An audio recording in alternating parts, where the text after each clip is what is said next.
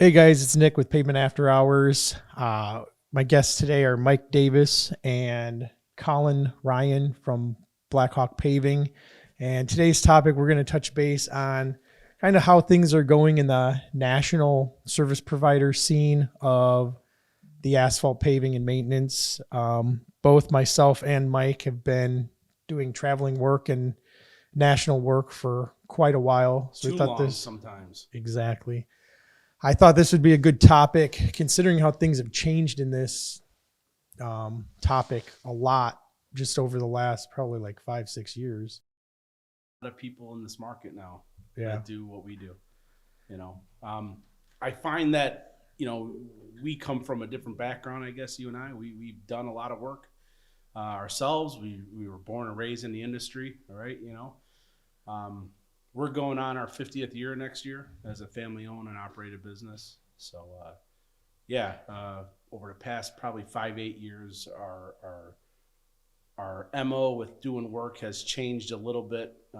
We still perform a lot of work here in Illinois, but also starting to stretch our legs a little bit and do stuff nationally. And I know you've been doing it longer than I have, the national stuff, but It wasn't by choice. It was kind of by accident. Right. I mean, when I got started, was back in 1998 in Cedar Rapids, Iowa. And there was a large company there that was kind of the original travel national type work. And, being 18 years old, I was using coal tar sealer back then. They were using a different sealer. You've been doing this since 18? Yep. So this is our 26th year going in May and 27 seasons. So, they would come out on the job site. Yeah, no, go ahead. But you've been doing this since you were, I don't know, since full time since '98. Yeah, same year I got really kind of started. Yeah, we're about the same age, But I mean, you grew up. I remember when I was younger in high school, I'd go out in the field and use a rake with the guys and. Oh yeah, and same thing here. I mean, I was, yeah. Driving the roller when I was 5. So you got to see the business develop from all those years. I've only been in 2 years, and I mean, just 2 years alone, it changed a lot just for us. I'm saying. Well, Colin's my nephew, so he worked with us when he was younger too, out in the field with the guys. He always used to say, like, when he was younger, like 16, 17 years old, he'd be on the job with the guys and see me driving around in a pickup truck. He's like, man, how do I do that? Rather than working. And now I thought it was all games in the truck. I thought he was just sitting in there in air conditioning watching us. See, and that later, go ahead. That was like nice compared to what I got. My babysitter was the roller operator, so they would just set me on the roller, and I'd just be rolling with some guy. Which this is in the 80s, like 85, and back then they'd be like drinking a beer while rolling a parking lot. Yeah, we got pictures of our crew. They'd just be drinking a beer while rolling on the parking lot, and yeah, I mean, I rode on that roller so many times when I was like 5. My dad looked out and I'm on the roller just driving around the shop with like my 3-year-old brother hanging on the side of it. You knew how to do that before you drove a car. Oh, yeah. See, I was never around the cool jobs. I think the paving is a cool part of what we do, not really the maintenance. He had me do all like the miscellaneous, like breaking concrete, seal coating. So we were quite a bit covered and sealer burn. Yeah, quite a bit younger though. Like nowadays, if you had a 5-year-old sitting on a roller in a Shopko parking lot while drinking a beer or rolling, you'd be like the 5-year-old drinking a beer. No, no, the 18-year-old that's on the roller. We have pictures. We have a photo book at the office that from like when my dad started in like 76, 77, 78, 79 of guys drinking beer on the job and holding up the old style can. Yeah. While they're paving a parking lot, like they were a different breed back then. But that's no wonder why none of the young kids, I mean, you know how it is in this business. Yeah. I mean, sometimes maybe we'd have more young people working and wanting to come in if we let them drink. Most of our crew, they're all older. We don't have a lot of young guys. I mean, the youngest. They're in their late 20s, early 30s. See, we have a lot of young people. Like, I mean, we had, that's one of the things I always say as a joke when people in this industry are so I do this and this is the way it's got to be done, and it's like we took a 19-year-old girl and trained her how to run a paver. I'm not saying anything bad about that. It's just I'm saying we knew like we got to find younger people because it takes a toll on you. So we have a lot of younger people, which that's the future too, right? But it's harder. It's different. You can't run them the way No. you ran like baby boomers thought and Gen X thought and millennials. Sometimes a crew might have literally 4 different generations of people who are motivated by different things, and you can't discipline them all the we same. have father and sons on our team, on our crew. Our sales team alone is all different generations. Yeah. We have a guy that's, I don't know how old. In his 60s, I have guys in their 30s, I have guys in their 20s, So, all those, and they all sell differently, right? Like everyone sells differently, but like we gravitate towards different types of jobs too. Yeah, right. Not by design, it just happens what we find easier, I guess. Like he can't stand the property manager stuff. I have another one guy that loves the property manager stuff, I have one guy that loves industrial. That's all he doesn't want nothing to do with people, traffic control, nothing. He'll just take care of all the. So do you guys project manage your jobs? We do have a project manager. So you just do the sales and then it gets passed off. We have a project manager, but with being, how many sales guys you got now? 4? Yeah. The project manager is mainly for the older sales guy. Or out of state. Yeah, out of state stuff, yeah. But it depends too, guys, like if we got catch basin work out of state, that's a piece of cake. These guys could go out there for a day, hang out with them, and come back. But the short answer, we project manage too. I enjoy it because it makes me feel like I'm also doing something. Like I don't just go out there and sit in my car. I'll make sure I get involved. That's my way to learn. Like I said, I've only been in the industry 2 years, so I'll go out there, I'll learn, ask the guys. They're very helpful, and I'll go PM jobs too. I don't mind. It's a good change of pace rather than just sitting in the office all the time. Yeah, right. I don't mind sitting on a job and hanging out with the guys and making sure stuff's right. Because at the end of the rainbow, at the end of the day, too, it's like it's our responsibility, right? Yeah. So I got another PM that just started actually today that's helping us out with some stuff, and like this pre-construction season, I'm sure you go through the same thing. Is like it's doesn't stop now to the end of June or July with getting bids and quantities and making sure jobs are barricaded and all that. It just now's like the pressure for us, and special. We used to be doing 100 jobs a year. Now we do 10 times that. You know what I mean? So we're kind of all over doing what I got guys in Ohio today. I mean, it's just it doesn't stop when you do.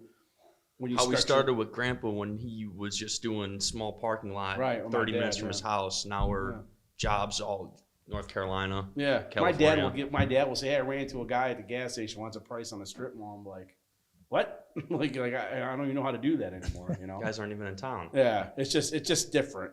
I've said that about our guys. Like, we can go. We've done work in 38 different states, and we can go to Memphis and do an apartment complex, and we come back here, and it's like, hey, I need you guys to go seal this small driveway. And they just don't know what to do. Right. They don't know what to do because they're used to that high production stuff. So they don't realize it.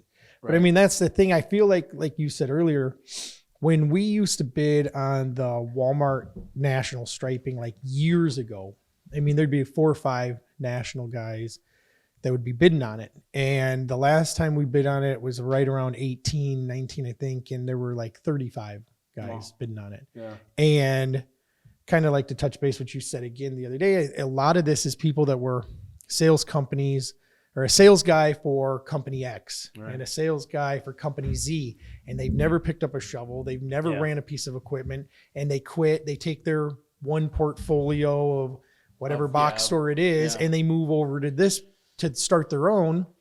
And it just, to me, doesn't seem sustainable. And we're in that field. Like, so we pushed for that field. Like, we pushed to sell the people like, hey, this is a great idea because you get consistent work with one company and all that stuff. And now it's like, you're going to sacrifice quality. Yeah. But now I'm starting to see like the sustainability of it is not there when you got 34 guys that are bidding on this project. Same work. They're going to go with the lowest bidder, and does not necessarily mean that they're the lowest bidder than a local guy. How do you qualify 35 different guys, right? And then you have to try to find those subs to take the work on even cheaper that are in that area. And a lot of times, I think, and not all of them, there are some really great ones, but a lot of times that some people that we work for, they'll play you with the other guys. They'll offer you a bunch more work if you take the work on. And then you take the work on, it takes you 90 days to get paid. Right. They subtract something off because they're going to make their money. Right. Well, matter they what. don't have the overhead that we have, right? So we run legit businesses. We have equipment costs. We have trucks. We have trucks. We have sales guys, sales employees. guys, and we have salaries. We have rent, or if you own a lighting, building, heat, off-season stuff. It costs us a lot of money to run our business. I feel that a lot of the I don't feel like I'll just say it, like a lot of these national companies, I don't feel like they should be in business. He said it there too. Even when you do work for them, I don't think they should be in business. Because they're taking something that we've built for close to 50 years, and you're going on 25 years, right? Or they're taking a business and diluting the fact that what we did for the past 30 to 50 years, right? They work for a pavement company that similar to who we are, and they break off and they take their accounts and they put a logo up there, a website, has none of their pictures that they do work for. It's all stock photos or whatever. And that's their company. Now they go and work that relationship. There's nothing. Try to go broker work. Right. Well, like he said, working for those brokers too, it takes forever to even get paid as working for them as a contractor. And that's the thing that ticks me off, because we have done work for large subcontractors. We do our own national stuff. We've subbed stuff out. So I know that in the last 10 years, a lot of these box stores and all that stuff, they pay a lot better than they used to. Right. It used to be when you were getting a paper check, it could take a little while and all that stuff. But now with ACHs and stuff, they're paying a lot better. So I don't get when, large national company, the box store paying the so large national company X is taking a deposit. Yeah. They don't give you anything. They're getting paid within 30 days, all on our back. And they're stretching it out to you 90 days, and then they'll offer, oh, well, hey, it's going to be another 30 days, but we can get you paid right now if you'll take a discount. Right. And at that point, you're like you said, I've got all this overhead, I've got all this money out, I just need to get some money in. You take the discount. It's like they're squeezing you. Yeah. And because like I said, they're going to make their money up front. They're going to bid it to get the work, and then they're going to find people to do it. And I don't think that model is sustainable. No, I can count on one hand how many times. And I feel it's going to implode on itself. And that's why we're kind of backing off from the national stuff. Those are the words he said exactly and on the way here. going more regional. Yeah. And that's how we kind of got started. We were regional. We did, a few states real good. I say now, and then we kind of pushed for the national stuff. We did a lot of national stuff. I mean, at one time we were up to 12 locations in 10 states. It just was too hard to try to keep people in those and do that national work on a self-performed level. Yeah. I think that like last year we worked for a general, and I could count on one hand, how many times I worked for general contractors as a sub or I've been doing it almost 28, 29 years, whatever. But I could count on one hand how many times I worked for subs. And, last year we did a work for some from GCs for a GC that had a national account, and they stretched us beyond, and they're like, well, we could the same thing. We could pay you sooner. I want a nothing with getting discounts off. We just held our costs. It wasn't a ton of money. It was maybe $80,000, $90,000. But yeah, they take forever to pay. Everything's on our back, right? As the guy that's actually performing the work, it's all our responsibility. You know what I mean?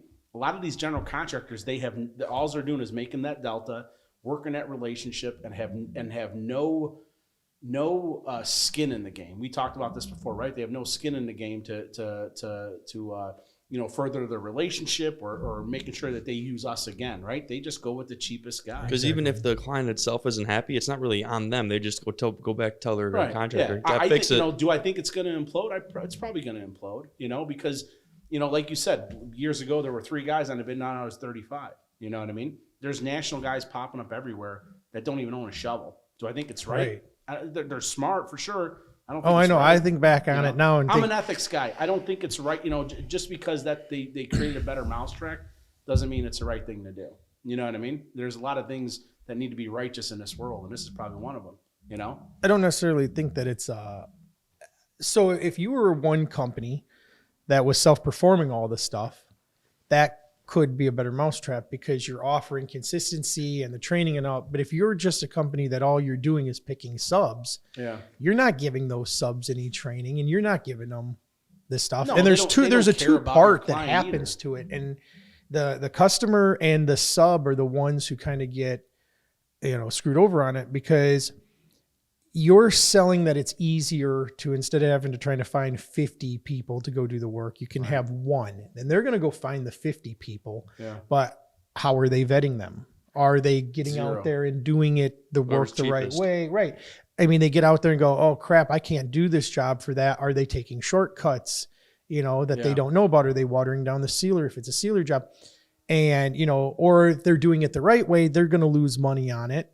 If they're not doing it the right way, if they're not doing it the right way, then the customer is going to, but the service provider guy is always going to come out making their money because they control the checkbook. Yeah. They control the checkbook. And a lot of them know that. I mean, like I said, we're not going to name names, and there are great ones out there. There are great ones out there that I'll still do work for, but for every one great one, there's like 5 ones that are just playing these games.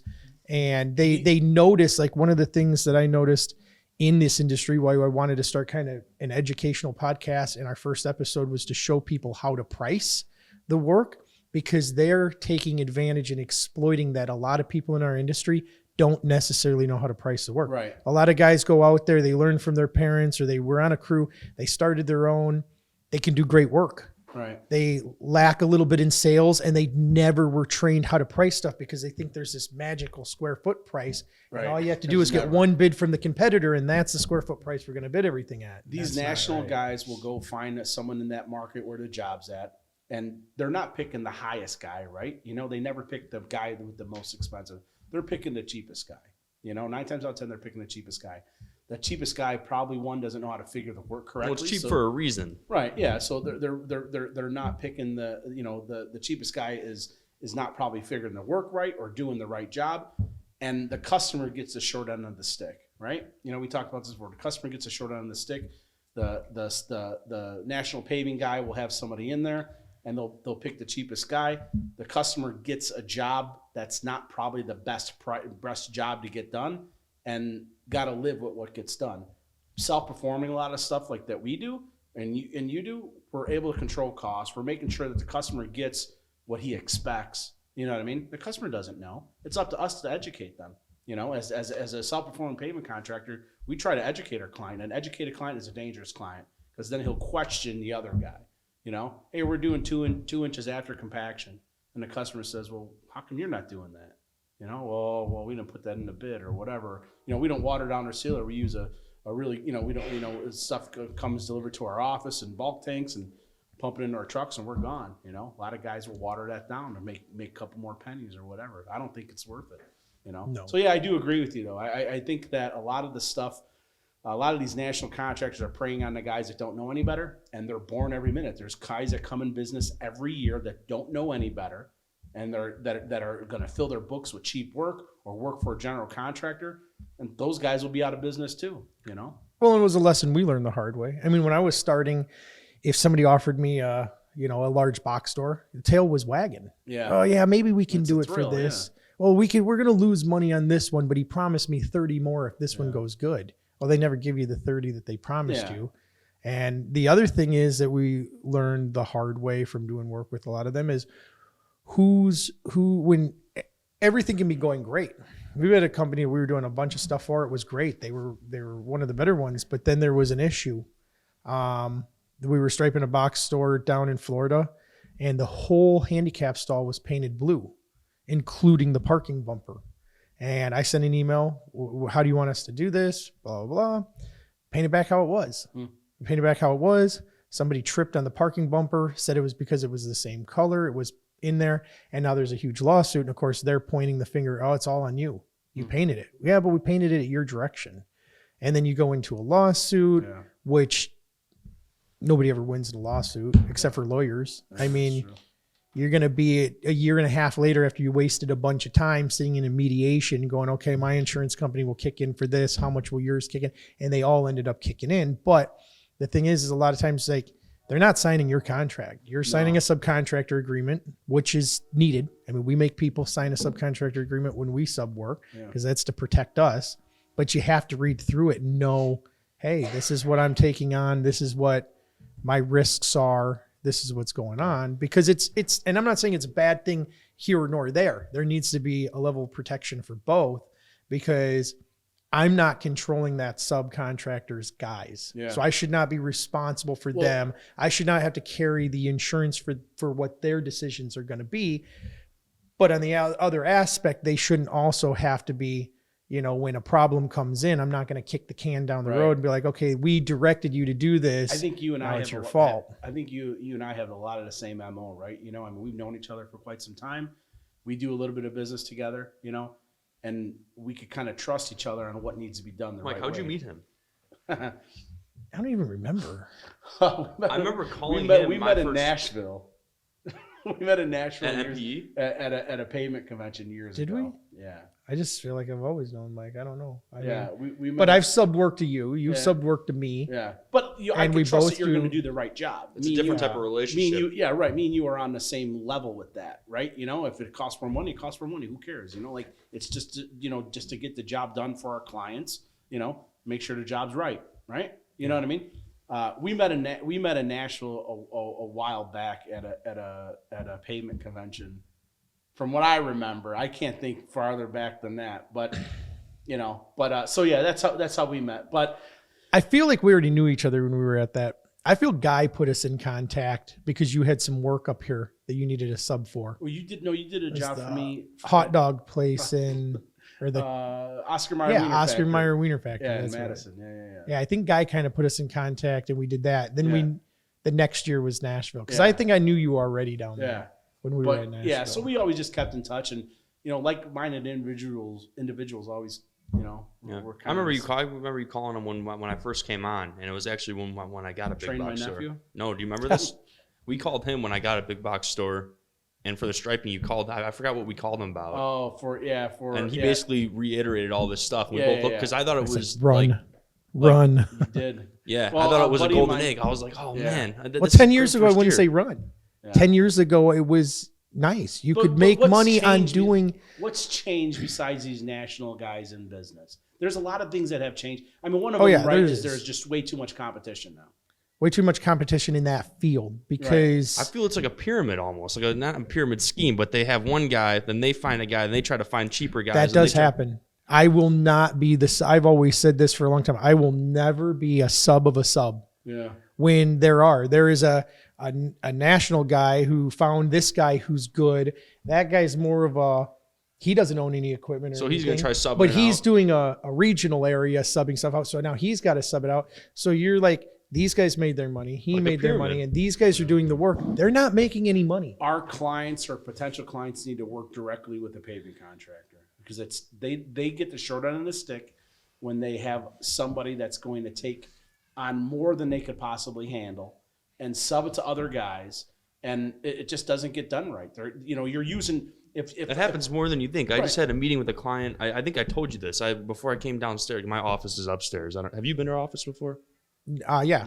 So I'm upstairs. I don't know how long ago you went, but I'm upstairs. So before I went downstairs, I was on the phone with that one guy.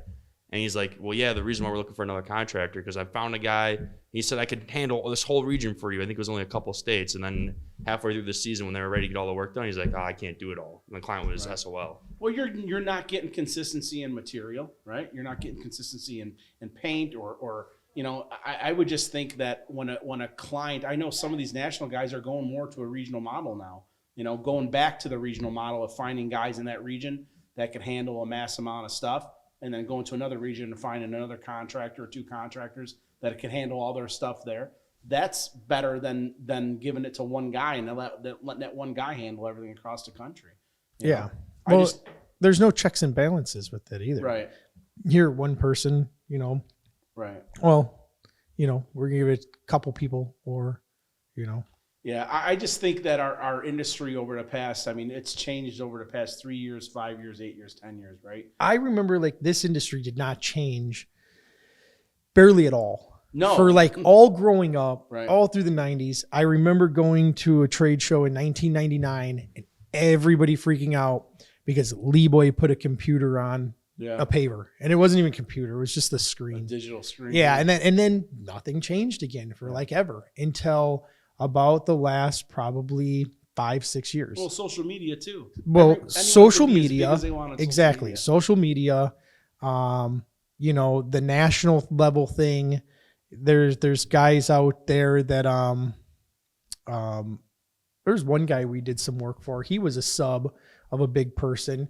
Then he subbed us for a box store. It's 3 times. Yeah, and we did it. It was just some crack filling. Took us forever to get paid. Yeah. He was trying to fudge the numbers. He was mad at me because I wouldn't do it. And now the guy, he travels around and all that stuff, and now is trying to go under the same name we are. Yeah. So the only thing that has changed over the years is asphalt pricing. I remember it being $25 a ton. And that's one thing when I always tell people too, when they're always like, I'm going to wait for the price to go down. It's never gone down. It's going up. Even in 2008 when everything collapsed, it's never going down. I remember. Get it done now, because one thing that I will guarantee you, it's going to go up. I remember 98 coming out of high school or in high school, and I'd be figuring work, and I was figuring like $24 a ton, in the Chicago market, $25 a ton. Now we're almost triple that. And you go out on other states. I just quoted a job in Ohio, like $91 a ton for material. $110 a ton on a project we're working on in Texas right now. Wow. See, so I mean, that's one thing. But yet concrete is the same per square or per yard as we are paying up here. Yeah. So it's weird. I mean, it's oil versus limestone, all that stuff. But I just think that our market, our industry has changed, for sure. Probably a combination of social media, we could talk about that too. Social media, a lot of guys, it's a social media to some degree, but there's a lot more paving podcasts than I thought too, because I looked it up. Yeah. But too, like anybody, everyone's getting on social media. Yeah, right. Anybody that could figure out the social media game. TikTok, LinkedIn, Instagram, right, is doing posting, right? We both post, we both do that stuff, but we've been in the business a long time. We I would say we have a rite of passage with some of that stuff. There's people out there that are new to the game that do the posting, and they don't have the know-how. They don't have the grit that we put in. You know what I mean? It comes down to that too, right? So that's just my personal opinion. I said I was a little bit of rough around the edges with things. I feel that a lot of these guys shouldn't be in business. These national guys shouldn't be in business, even though they are. I don't think they should be out there. That's the great thing about our country. They can, right. But I don't. And that was one of the reasons why we talked about starting this podcast and doing something, was to educate the people that are out there on what's going on, because a lot of times they don't know what's going on. They don't know that company or who owns it or where it started, where it's coming from. They're just getting a phone call of, hey, do you want to do the big box store in your area? And yeah, their tail is wagging, and they think that if they can get a couple more and they're listening to these guys and who's promising them the world, and they're not going to be loyal to them. There's no loyalty. And at least when we were coming up in the, late 90s, early 2000s, there was a lot of loyalty in the industry. There was people that would educate you on stuff to help you, not to exploit you. Right. And I feel like there's a lot of stuff now that is either, nobody's really educating, like, hey, Nick, that's great. I don't want to burst your bubble, but what's going to happen when there's something goes wrong and there's a lawsuit or a trip and fall in your parking lot? There's still a lot of loyalty out there. I think so. And I'm sure there is some loyalty out there. But the new guy that comes into our industry that has a Facebook page, a website that he paid $600 for, and stock photos. These guys are coming into our industry and starting national businesses, right? Yes. Yes, there's a ton of them. Right. There's a lot. And there's a lot. The problem is that the only person that loses is the customer. The customer and the contractor that does work for that idiot or whatever, But there's guys. That's what I said when we first started. You're gonna sacrifice quality. Right, for sure. They do sacrifice quality. Grown up in the industry, you know what a patch has got to look like when it's done. Grown up in the industry, you know how clean a parking lot's got to be. You think that guy knows? The guy that just paid $600 for a website, put a bunch of stock photos up, and has his family review. Put reviews online just to get some traction. Right. Well, that's what I'm saying is if they haven't been out and they haven't seen it, they haven't worked the crew. Yeah, they may be out and they've stand there and watched it. There was a post, but until you've actually done it.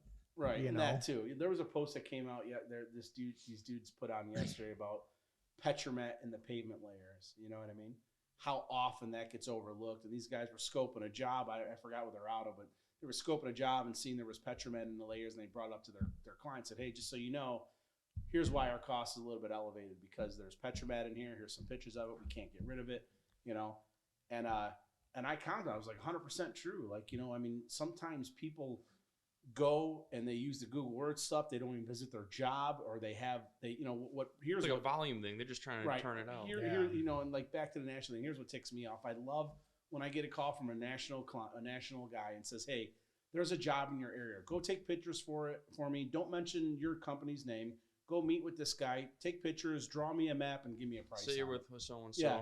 And as soon as I get that, I say, we're working direct. And they're like, what do you mean? It's like degrading almost. Oh, my. It is degrading. Especially for working for a family business. After what my grandpa, my uncle, and everyone else at our company, even we have a guy on our crew that's been there since the beginning. 1975, I have a guy that's worked for me still. So he's what, 80? No, he's 70-some years old. I don't know. Still, late 70s, and he's still on crew. After all these guys been through everything they worked for, the ups, the downs.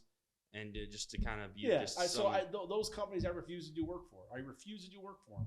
You know, they want me to go do their dirty work when this is my job, this is my industry. They won't even get it, because I did that when I first started. I would give him those leads. I'm like, I'd leave the gym. I'd do it all hours a day, and then I wasn't getting anything. I'm like, what am I? And it was training. I was training you too. You know, taught me a lot. I won't do that anymore. Right. You know, so there's good jobs and there's bad jobs, right? You know, there's good clients and there's bad clients. Those clients, I want nothing to do with it. You know, I don't like when people call me or I get an email at info@Blackhawk Paving or sales@blackhawkpaving.com.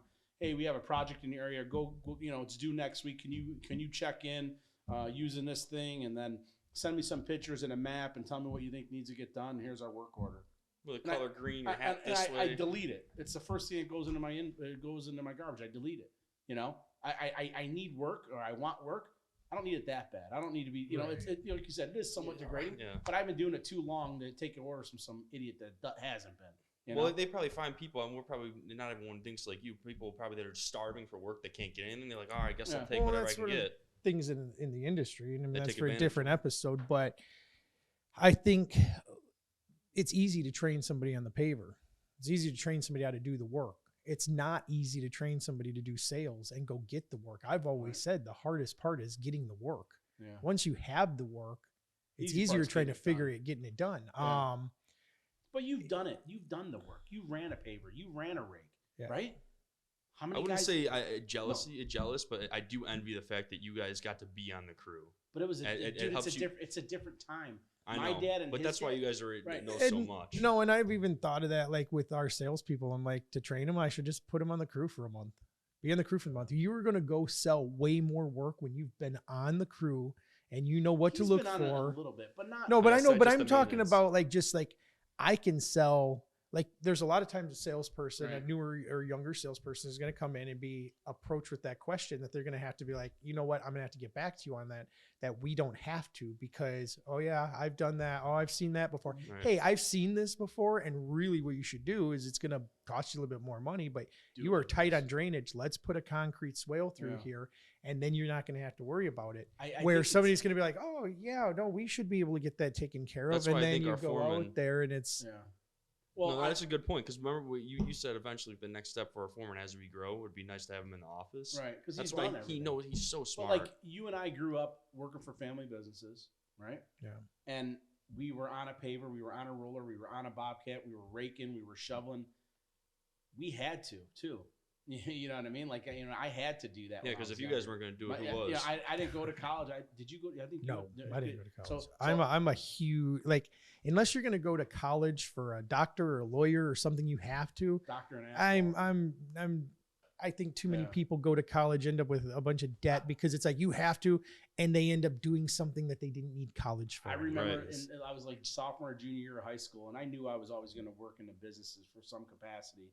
But like sophomore, junior year, I was telling, I'm on the shovel and on the crew in the summer times. They're like, they used to call me Angelo. You know, my middle name's Angelo. They're like, hey, Angelo, what's going on? What are you going to do in school? I'm like, I'm going to become an attorney. I remember telling guys, I'm going to become an attorney, you know, because I could talk, I could argue, I could debate, I could do all that.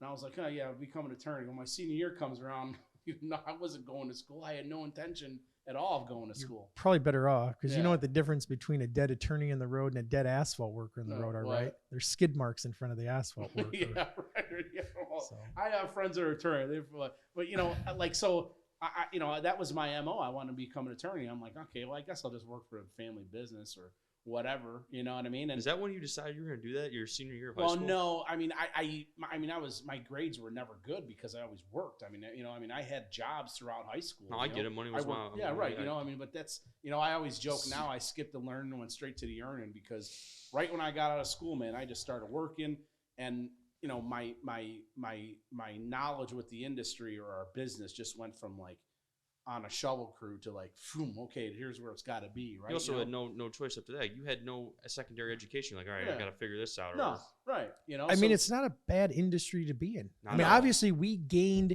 you know, speaking of, and I mean, we're getting close to being out of time, but we can make this a two-parter because we've gained the attention right. of hedge fund companies in our industry. So Yeah. you can obviously make a good living. And I feel like people were just like, you know, some hedge fund guy had an asphalt guy come over to bid his driveway and he was, you know, jumping out of the truck and just cash falling everywhere. And he's like, wait a minute, we can figure out a way. Once again, I feel it's kind of exploiting the industry. Yeah.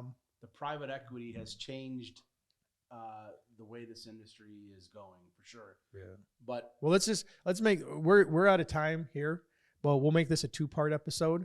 So, tune in next week and we'll cover this. We'll pick up where we left off and cover this on hedge funds. cool. Thanks, Nick. Yeah. Thanks. After hours.